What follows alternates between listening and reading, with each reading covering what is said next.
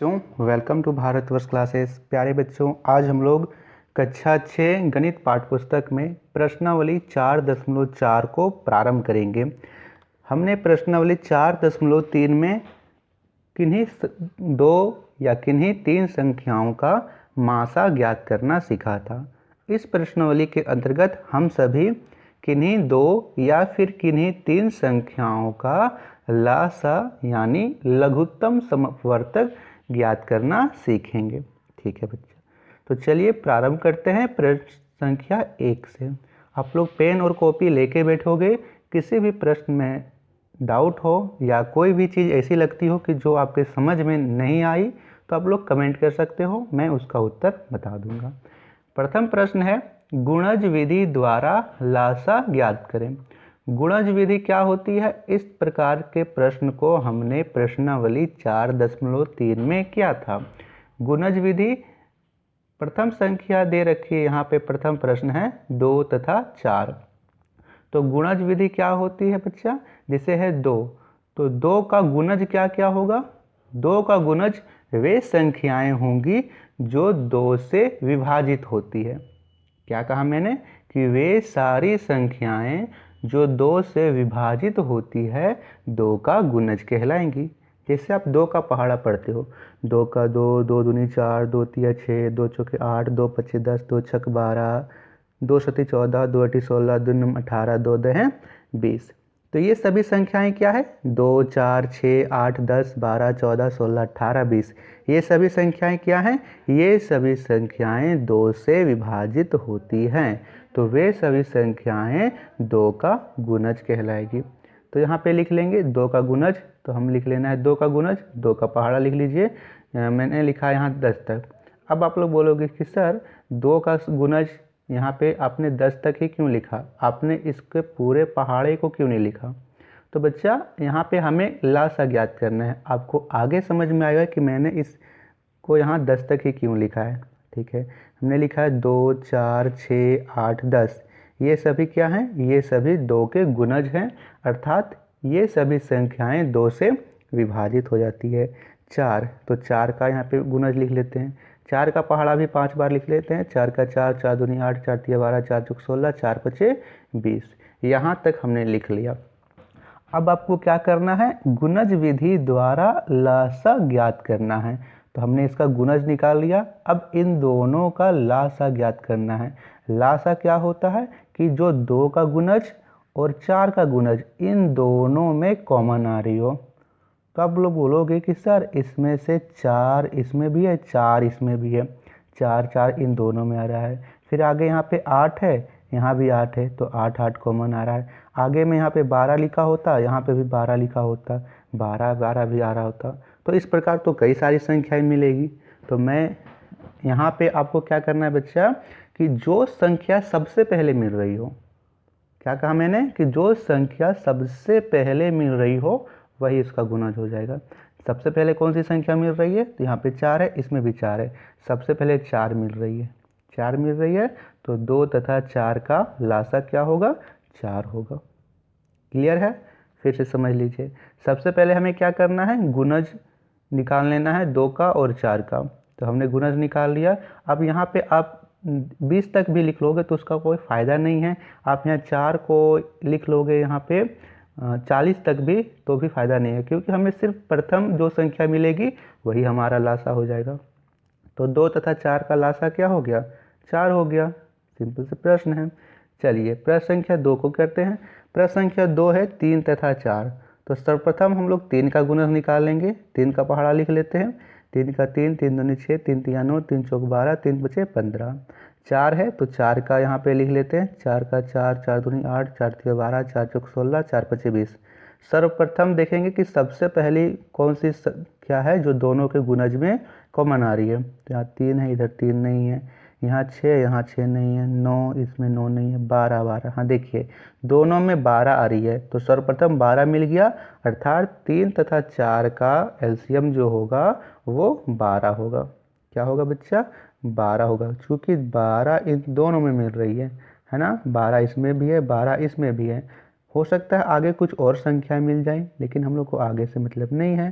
सर्वप्रथम जो संख्या मिल गई वही हमारा गुणज, वही हमारा लासा होगी। तो क्या लिखेंगे, 3 तथा 4 का लासा 12 होगी। ठीक है, अगला प्रश्न है प्रश्न संख्या 3, 3 तथा 5 का लासा ज्ञात करें। तो 3 का गुणज निकाल लेंगे, 3 का पहाड़ा लिख लेते हैं, 3 का 3, 3 दूनी 6, 3 तिया 9, 3 चौक 12, 3 पचे 15। यहाँ तक हमने लिख लिया 3 का पहाड़ा। फिर यहाँ पे 5 है तो 5 का पहाड़ा लिख लेंगे, 5 का 5, 5 दूनी 10, 5 तिया 15, 5 चौके 20, पचे 25। अब कौन सी संख्या है जो दोनों में आ रही है, तो यहाँ पे सर्वप्रथम है 15, 15 दोनों में 15 आ रहा है। ठीक है, तो क्या होगा, 3 तथा 5 का लासा 15 होगा। देखिए यहाँ पे 15, 15 दोनों में आ रहा है, तो दोनों का क्या हो जाएगा, 15 हो जाएगा इसका एलसीएम। ये था प्रश्न संख्या 1 गुणज विधि, जो कि बहुत ही सरल था। अब प्रश्न संख्या 2 यहाँ पे दे रखा है, अभाज्य गुणनखंड विधि द्वारा लासा ज्ञात करें। बताइए कितने बच्चों को अभाज्य गुणनखंड विधि आते हैं। अभी मैं लासा की बात नहीं कर रहा हूँ, मैं सिर्फ इतना पूछ रहा हूँ कि अभाज्य गुणनखंड कितने बच्चों को निकालना आता है। किसी संख्या का अभाज्य गुणनखंड कैसे निकालते हैं, इस बात को हमने प्रश्नावली 4.3 में अच्छी प्रकार से समझा था। अभाज्य गुणनखंड निकालने के लिए क्या करेंगे, जैसे यहाँ पे दो संख्याएं दे रखी है बच्चा, 4 तथा 14, तो सबसे पहले आप 4 का अभाज्य गुणनखंड निकालिए, फिर 14 का अभाज्य गुणनखंड निकालिए। अभाज्य गुणनखंड निकालने से पहले आप लोग बताइए कि अभाज्य संख्याएं क्या होती है। तो वे संख्याएं जो स्वयं तथा 1 से विभाजित हो अभाज्य संख्याएं कहलाती है। जो संख्याएं केवल 1 तथा स्वयं से विभाजित हो वे अभाज्य संख्याएं कहलाती है। तो हम लोग इसका अभाज्य गुणनखंड निकालते हैं। सर्वप्रथम यहाँ 4 है तो 4 लिख लेंगे और 4 का हम लोग अभाज्य गुणनखंड करना शुरू करेंगे। तो कौन सी ऐसी अभाज्य संख्या है जो 4 को विभाजित करती है, तो सर्वप्रथम यहाँ पे होती है 2, 2 का पहाड़ा में 4 आता है, 2 दूनी 4, तो यहाँ पे कितना हो गया 2। फिर कौन सी ऐसी अभाज्य संख्या है जो 2 को विभाजित करती है, तो आप लोग बोलोगे सर 2 है, 2 का पहाड़ा में आता है तो 2 एकम 2, यहाँ पे हो गया 4 का अभाज्य गुणनखंड। फिर है 14, तो 14 का अभाज्य गुणनखंड कर लेते हैं। 14 यहाँ लिखेंगे, कौन सी ऐसी अभाज्य संख्या है जिसका पहाड़ा में 14 आता है, 2 है सर, 2 सती 14। फिर यहाँ 7 है, 7 को भी करेंगे तो 7 किसका पहाड़ा में आता है, 7 का पहाड़ा में, 7 लिख लेंगे, नीचे 1 आ गया दोनों के, अर्थात हम यहाँ 4 का गुणनखंड लिख लेंगे। 4 का गुणनखंड आए हैं 2 गुने 2, 2 गुने 2। अब यहाँ पे 1 आप लिख भी सकते हो नहीं भी लिख सकते हो। मैंने क्या कहा, आप लिख भी सकते हो नहीं भी लिख सकते हो, तो यहाँ पे हम नहीं लिख रहे हैं। 14, तो 14 का अभाज्य गुणनखंड क्या आया, 2 और 7, 2 गुने 7। अब यहाँ पे आप लोग ध्यान से समझिए, हमने 4 के अभाज्य गुणनखंड ज्ञात किए 2 गुने 2, हमने 14 का अभाज्य गुणनखंड ज्ञात किया 2 गुने 7। अब आप लोग यहाँ देखिए कि हमें लासा ज्ञात करना है। लासा ज्ञात करने में क्या करेंगे, कौन सी संख्या है जो दोनों में कॉमन आ रही है, तो इसमें भी 2 है इसमें भी 2 है, इन दोनों के गुणनखंड में 2 2 समान आ रहा है। चलिए 2 को एक बार हम लोग यहाँ पे कर दिए। अब यहाँ पे कौन सी संख्या है जो कॉमन नहीं आ रही है, तो आप लोग बोलोगे सर 4 के गुणनखंड में 2 है जो इसमें नहीं है यहाँ, और इसमें 7 है, यानी 2 और 7 है, इन दोनों का कोई भी जोड़ा नहीं बन रहा है। इन दोनों का जोड़ा बन गया, युग्म बन गया, युग्म का अर्थ है यानी 2 2 एक बार मिल गया है तो ये दोनों युग्म कहलाते हैं। तो यहाँ लिखेंगे 4 तथा 14 का लासा, 4 तथा 14 का लासा यानी एलसीएम क्या होगा, 2 और 2 एक बार मिला है तो 2 लिख देंगे, और क्या क्या नहीं मिला उन सभी को लिख देना है। क्या क्या नहीं मिला, इसमें 7 है, 7 का कोई भी जोड़ा नहीं मिला है तो 7 को लिख देना है। यहाँ पे 2 है, 2 का कोई भी जोड़ा नहीं मिला है तो उसे लिख देना है। फिर से समझ लीजिए कि हमने यहाँ पे कैसे लिखा। मैंने कहा कि इन दोनों के गुणनखंड में कौन सी ऐसी संख्या है जो दोनों में आ रही है, तो बोलोगे 2 है, 2 दोनों में आ रहा है, 2 दोनों में आ रहा है, इसमें भी 2 है इसमें भी 2 है, तो 2 और 2 हमने इसे मिला दिया, एक बार लिख दिया। अब जो जो कॉमन नहीं है इन दोनों में उन सभी को लिख देना है। तो इसमें 7 नहीं आ रहा है तो 7 को लिख दिया, इसमें 2 है और इसमें 2 नहीं, इसका भी जोड़ा नहीं मिला तो इसे लिख दिया। अब इन तीनों की गुना कर लेंगे, 2 दूनी 4 और 4 सती 28। तो 4 तथा 14 का लासा क्या होगा, 28 होगा। ये था इसका सिंपल सा सॉल्यूशन। प्रश्न संख्या 2 इसका दे रखा है 5 तथा 15 का अभाज्य गुणनखंड विधि द्वारा लासा ज्ञात कीजिए। तो 5 का गुणनखंड 5 गुने 1 होगा, यहाँ पर 1 लगा दिए हैं क्योंकि यहाँ पे 5 ही सिर्फ लिख लेते तो अच्छा नहीं लगता, तो 5 गुने 1 लिख दिए। 15 का अभाज्य गुणनखंड करेंगे तो 3 गुने 5 गुने 1, ठीक है। अब कौन सी ऐसी संख्या है जो दोनों के अभाज्य गुणनखंड में कॉमन है, तो इसमें भी 5 है इसमें भी 5 है, तो 5 और 5 मिल गया। अब यहाँ पे 1 1 मिला है, मिला भी सकते हो नहीं भी, तो यहाँ पे क्या लिखेंगे कि 5 तथा 15 का लासा, क्या होगा इसका लासा, जो संख्या मिली उसे 1 बार लिखिए, 5 और 5 मिल गया तो 5 लिख देंगे, जो संख्या नहीं मिली है उन्हें भी लिखिए, यानी 3 यहाँ पे नहीं मिला है 3 को भी लिखें और 1 1 तो मिला ही था तो 1 लिख दिए। 5 और 5 मिला तो 5 एक बार लिखेंगे क्योंकि इसके एक जोड़े बन रहे हैं, जिसके जोड़े नहीं बन रहे हैं उसे भी लिखिए, 3 के जोड़े नहीं बने 3 लिखें, 1 के जोड़ा बना था तो 1 लिखते हैं। अब इन तीनों के गुना कीजिए, 5 तिया 15, 15 एकम 15, तो 5 तथा 15 का एलसीएम क्या होगा, 15 होगा। प्रश्न संख्या 3 यहाँ दे रखा है 12 तथा 24 का अभाज्य गुणनखंड विधि द्वारा लासा ज्ञात करें। तो चलिए 12 का अभाज्य गुणनखंड कर लेते हैं, 12 लिखेंगे। तो अब 12 का अभाज्य गुणनखंड करना है तो कौन सी ऐसी संख्या है जो 12 को विभाजित करती है। आप लोगों को मैं कई बार बता रहा हूँ कि आपको अभाज्य संख्या से ही विभाजित करना है और छोटे से शुरुआत करोगे। जैसे सबसे छोटी अभाज्य संख्या है 2, फिर 3, फिर 5, फिर 7, फिर 11। तो सबसे छोटी अभाज्य संख्या है 2, 2 का पहाड़ा में 12 आता है तो 2 से करेंगे, 2 लिखेंगे यहाँ पे, और 2 का पहाड़ा में 12 कितनी बारी में आता है, 2 का पहाड़ा में 12 6 बारी में, तो 6 यहाँ पे नीचे लिख देंगे। फिर से यहाँ पे नीचे है 6, तो 6 किस में आता है, 2 का पहाड़ा में, 2 तिया 6। अब 3 है तो 3, 3 का पहाड़ा में आएगा 3 एकम 3, अर्थात 12 का अभाज्य गुणनखंड क्या हुआ, 2 गुने 2 गुने 3।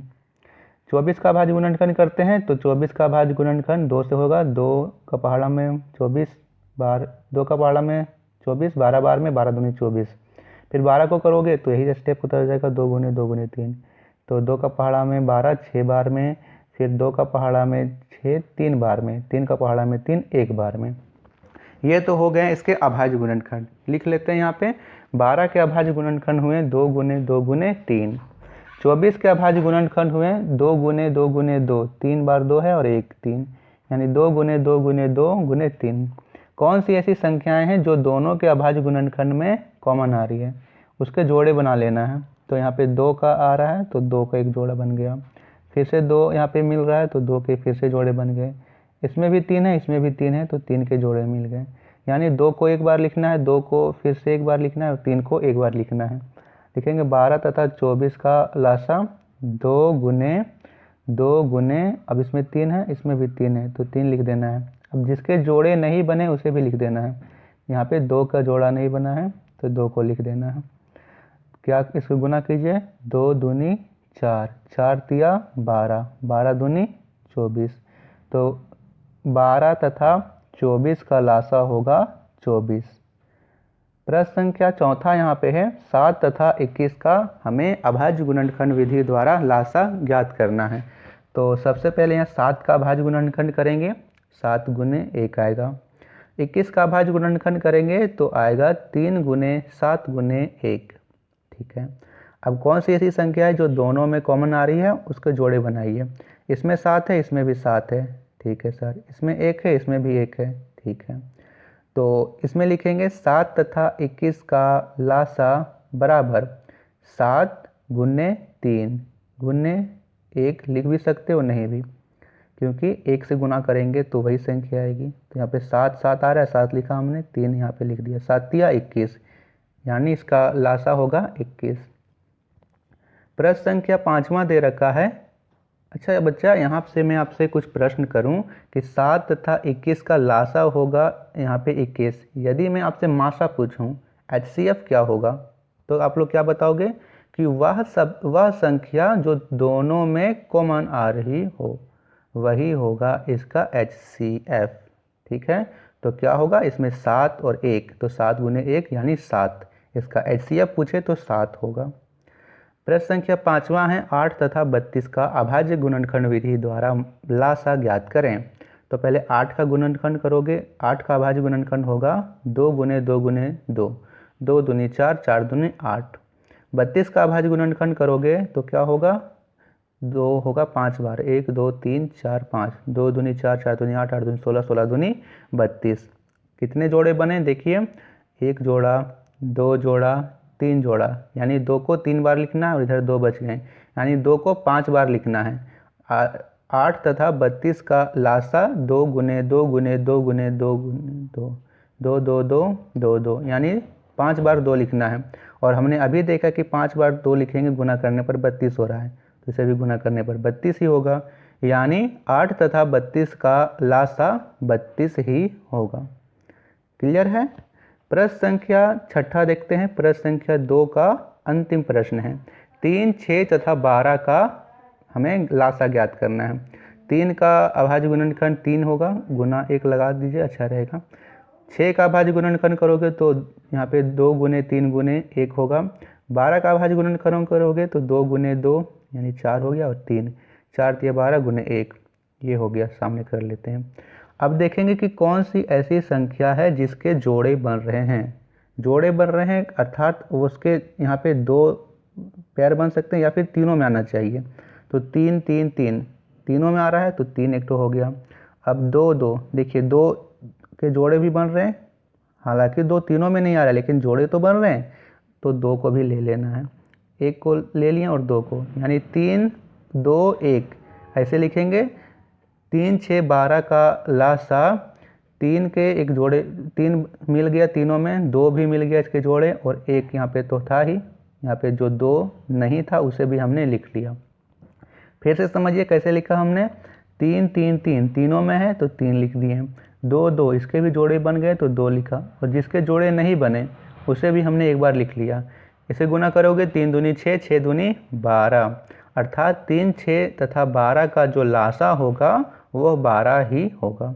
आप लोग इस संख्या को ऐसे भी चेक करते हो कि आप चेक कर सकते हो कि आप लोग 3 का गुणज लिख लो, 6 का गुणज लिख लो, 12 का गुणज लिख लो, उसके बाद सबसे पहले जो संख्या तीनों के गुणज में आ रही होगी उसे ही आपका एलसीएम हो जाएगा।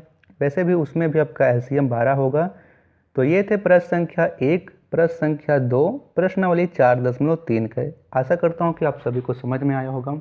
फिर भी यदि किसी प्रकार का डाउट हो तो कमेंट कर सकते हो। वीडियो पसंद आए तो वीडियो को लाइक कीजिएगा, अपने दोस्तों को शेयर कीजिएगा। भारतवर्ष क्लासेस पर नए हो तो सब्सक्राइब जरूर कीजिएगा। नेक्स्ट वीडियो यहाँ पे चल रही है जिसमें हमने प्रश्न संख्या 3 से लेकर प्रश्न संख्या 4 3 4 को किया है। उसमें हमने भाग विधि या फिर विभाजन विधि द्वारा लासा ज्ञात करना सीखा है, तो उसे भी आप यहाँ पे क्लिक करके देख सकते हो। धन्यवाद बच्चा।